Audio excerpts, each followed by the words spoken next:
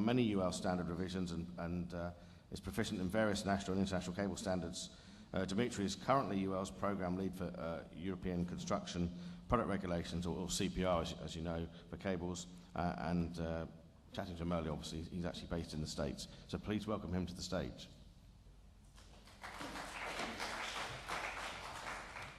Thank you, Philip. And I guess good afternoon. Last session of the conference, last session of the day, so please bear with me another half an hour. So for the past almost a year, some of you learned about CPR, and the topic is still strong. So the question that often comes up is, how does CPR flame test compare to other flame tests?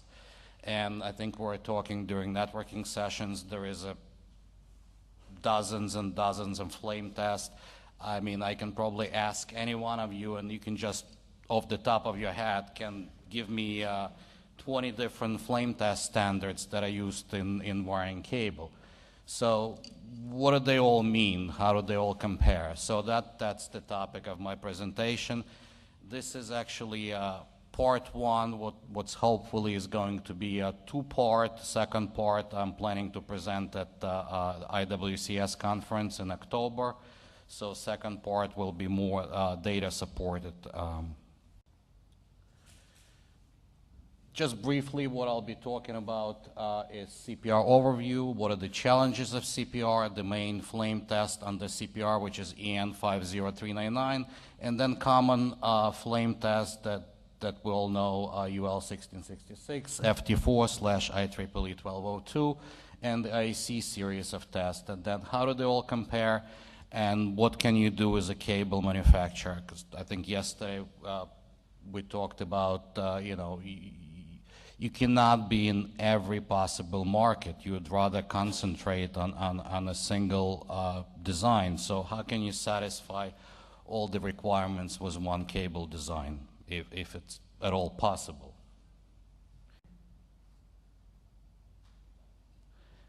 So what is CPR? It's a construction products regulation, and it applies to cables and building materials. So CPR for building materials started, I'd say, probably 7 years ago, and CPR for cables officially started July 1st of 2017. So we're almost 1 year into it, still going strong. If some of you were involved with CPR at the inception last year, you know how crazy it was. So prior to that, there was 1 year of coexistence period where you could apply for CPR, but it wasn't mandatory yet. And it was delayed by 6 months, and probably could have been delayed even further. What no one predicted that starting July 2017, lab capacity was severely underestimated.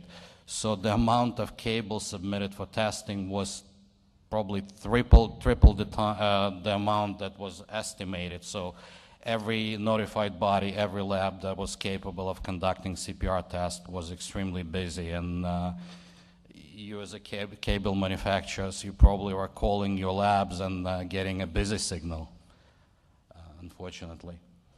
So currently CPR deals with tests that tested for reaction to fire. The future state will introduce fire resistance ratings. Whether this future state will happen and when it's going to happen remains to be seen. So CPR is applicable for all cables, whether they're copper, fiber optic cables, and the key component to this is they're intended for permanent installations. There's a little bit of a gray area here. What exactly is a permanent installation is a little bit of iffy subject. So just to give you one example, I was looking at this projector, and there is a cable going, from the projector, I guess, to some sort of a control station. It's a connectorized patch cord, essentially, but is this a permanent installation or it's not a permanent installation, So most likely it's considered a permanent installation, but you can ask 10 people and get, 10 different answers. So unfortunately, I'll talk about some challenges of CPR. So it covers domestic dwellings, industrial buildings, offices, schools, hospital, so on. I mean, essentially any facility where there are people. So the governing standard for CPR is EN 50575, and it employs a system of 7 classes, starting from the highest to the lowest, from A, B1, B2, C, and D, and F. In addition to the system of classes that is primarily based on testing, there is, unfortunately, it's a long name, AVCP, Assessment and Verification of Constancy of Performance. A simpler way to understand it, it's a follow-up system associated with classes. So the follow-up system consists of initial factory audit plus continuous surveillance. There are system 1+, 3, and so classes and how they are applied, it's a risk-based approach. So the high risk, the higher the class. So for example, hospitals or schools or high-rise buildings, employees requires a higher class such as B2. Medium risk is either class C or class D, and low risk is small domestic dwellings is class E. So each classes correspond to each AVCP system. So higher classes A, B1, B2, and C correspond to system 1+. Lower classes D and E correspond to system 3, and class F corresponds to system 4. And I should mention that class, A is really, to my knowledge, no one specifies it. It's really, honestly, I don't know why it's there. It requires a oxygen bomb calorimeter test. So essentially, if you have a plastic cable, you're probably not going to pass that test. The only construction that comes to mind that could pass that is maybe mineral insulated wire. That's pretty much it. I'm not going to go over the entire table. I don't even know if you could see everything, but just to explain what it all means. So as I mentioned, class A, and CA means just cable, so just to differentiate from CPR for building materials. So class A, that's the highest technically class. I don't know of any European country that requires it. And essentially, also class B1, it's not really requested. So where it all starts is class B2, C, D, and E. So class F is the lowest class, and it's a step above from self-declaration. Essentially, when CPR first came out, it was a self-declaration. Then it was changed. You still have to perform the test, which is EN 60332-1-2, but it actually doesn't matter whether you pass or fail, so you can declare class F. So it's kind of peculiarity of this, and it doesn't matter where you do the test. You can do it yourself. So class B2, it's essentially the highest class. And if you look at this, I don't know if you can see this chart, so B2, C, and D, they all require the same test. So you're going to ask, so what is the difference between the classes? The difference is the actual test results of EN 50399. And just, we had a discussion before, the EN 50399 is, it goes back many, many years, to 5-pack. So the test was developed probably for the past 20, 25 years and finally culminated in the CPR. So the difference is if you get good results, just simplistically speaking, you get B2. If you get intermediate result, you get class C. If you get lower results, you get class D. And the difference between B1 and B2 is that for B1, the EN 50399 test is performed with 30 kilowatt flame, and for B2 and the rest of the classes, that test is performed with 20.5 kilowatt flame. In addition, for B1, there is a backing board behind the cables. So, and then the difference is in the actual results, and parameters that are being measured are flame spread, heat release rate, figure, which is, it's a calculation, it's a fire growth rate, total smoke produced, smoke production rate, and total heat release. And for the small scale EN 60332-1-2, there is a flame spread that's being measured. So in addition to those parameters, there are visual observations for EN 50399 test for falling particles, and that will give you additional ratings of D0, D1, and D2. If there are no falling particles, you get D0. If they're flaming less than 10 seconds, you get D1, and you get D2 if neither D0 nor D1.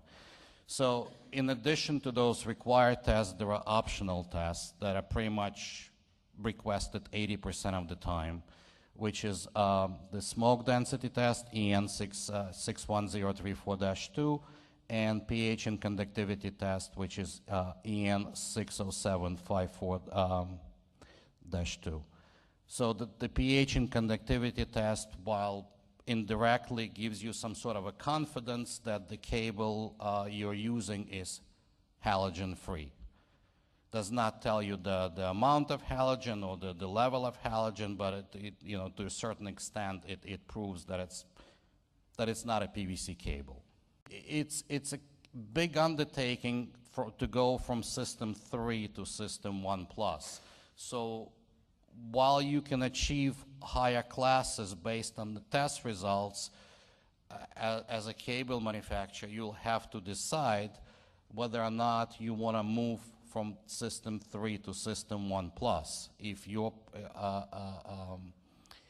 If your buyers need system 1+, because as I mentioned, that adds additional cost and additional surveillance. So this is obviously good. I mean, that CPR kind of like gave us all the same set of rules to play, the same standards. We all know how the classes are defined, so every European state plays by the same rules. What it doesn't address, unfortunately, is how each country implements it. And so each country has its own guidelines, and I'm sure the question that you often get is, oh, which class do I need? Which class do I need for CPR? And unfortunately, the answer is not simple. You have to rely on your end users, distributors, architects, and so on. So these are some of the challenges. Also, originally when CPR first came out, there was a high variation between the labs. It was EN 503 test.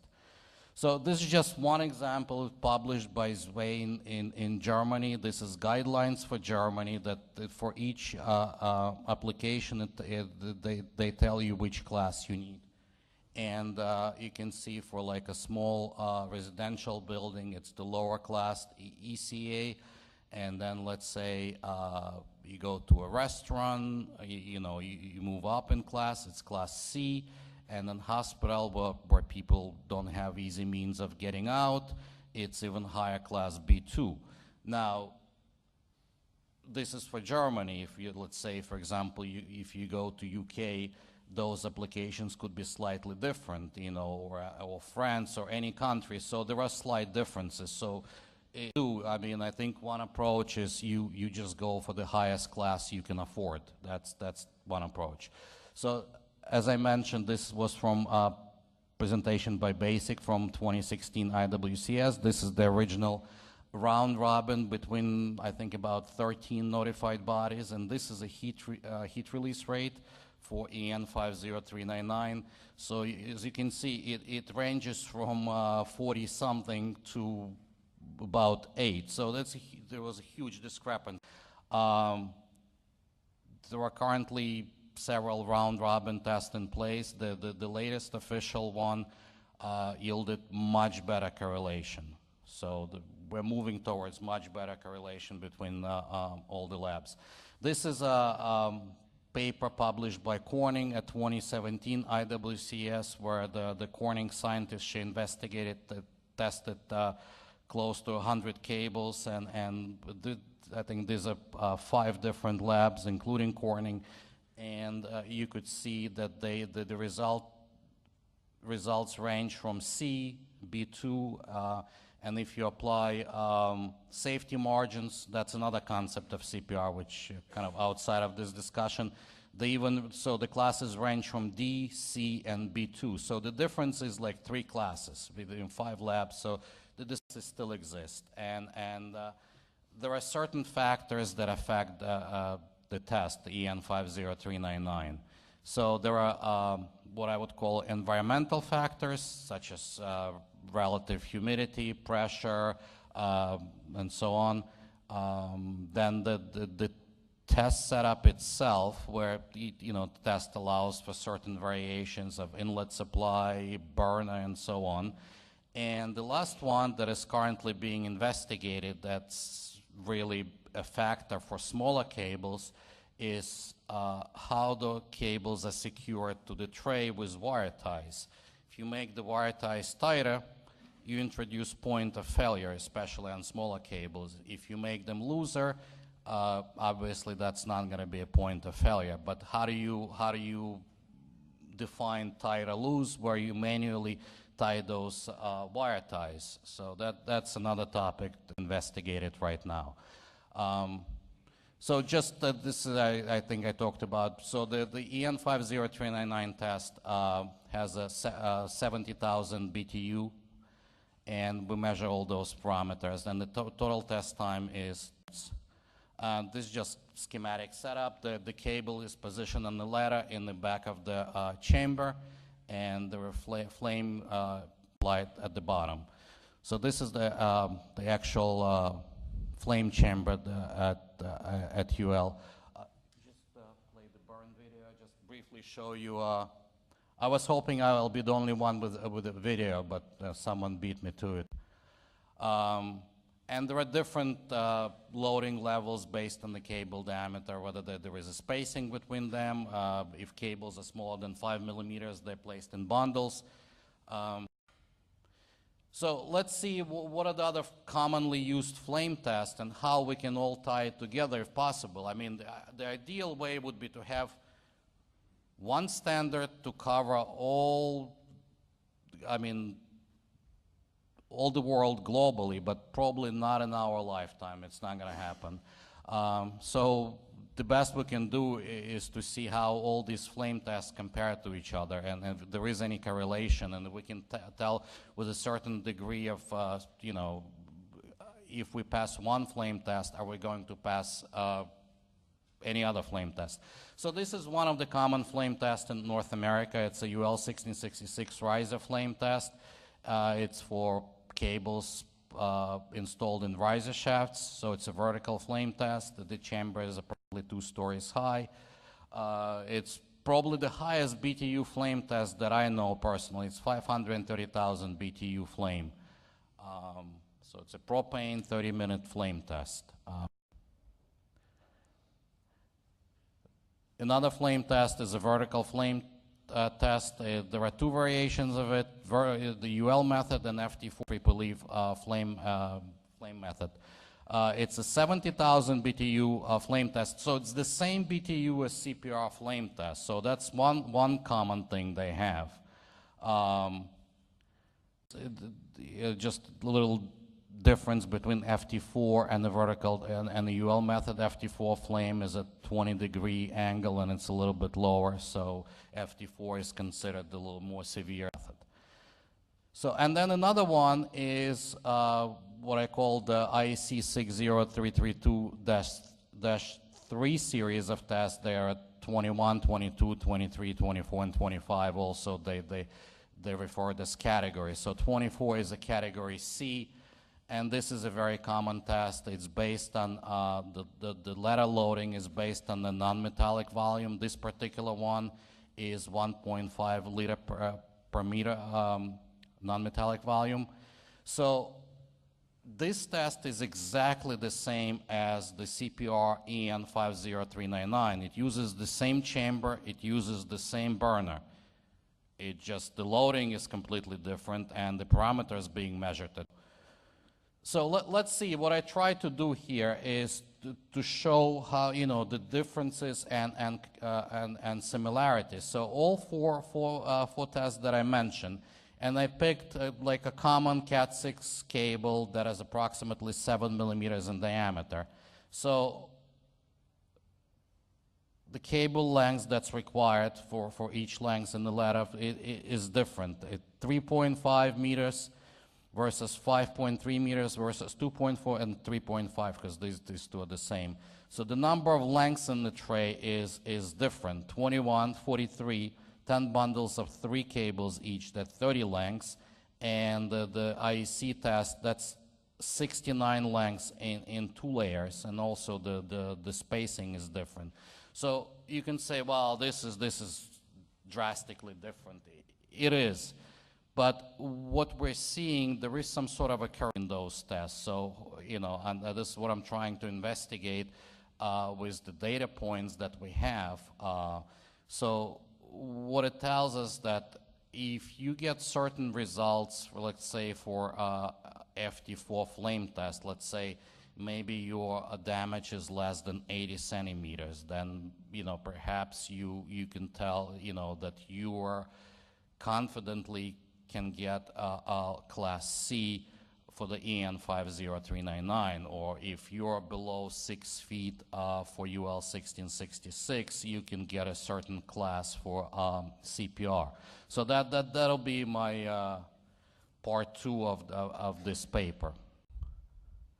So what can you do? I mean, when you're tasked with, you know, you're trying to satisfy all the markets, and ideally you would want to have one cable design that you can sell in the Middle East, you can sell in North America, you can sell in Europe.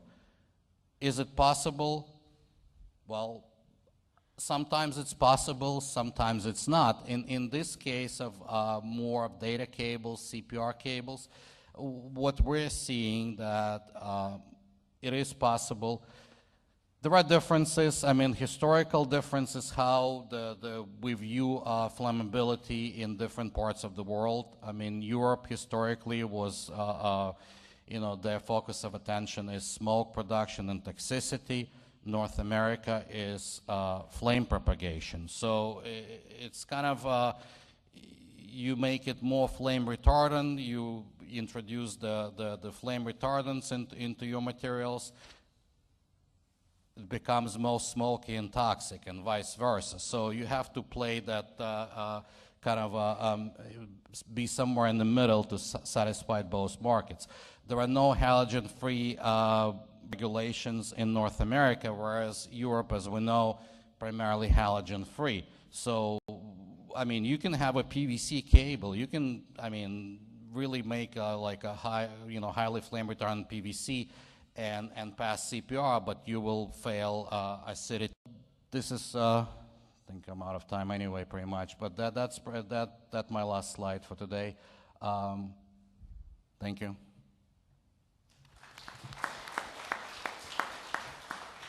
Thank you. Questions from the audience?